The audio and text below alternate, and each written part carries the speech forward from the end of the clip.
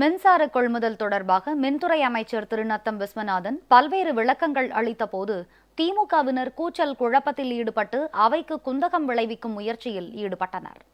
திமுகவினர் உண்மைக்கு மாறான தகவல்களை தருவதற்கு முதலமைச்சர் கடும் கண்டனம் தெரிவித்தார். தமிழக சட்டப்பேரவையில் மின்சார கொள்முதல் குறித்து அமைச்சர் திரு நத்தம் விஸ்வநாதன் பேசும் பொழுது பல்வேறு விளக்கங்களை அளித்தார். திமுக ஆட்சி காலத்தில்தான் தனியாரிடமிருந்து மின்சாரம் கொள்முதல் செய்வதற்கு ஒப்பந்தம் போடப்பட்டதாக தெரிவித்தார். அப்போது திமுகவினர் கூச்சல் குழப்பத்தில் ஈடுபட்டு அவைக்கு குந்தகம் விளைவிக்கும் விதத்தில் செயல்பட்டனர். திமுகவினர் உண்மைக்கு மாறான தகவல்களை தருவதற்கு முதலமைச்சர் கடும் கண்டனம் தெரிவித்தார்.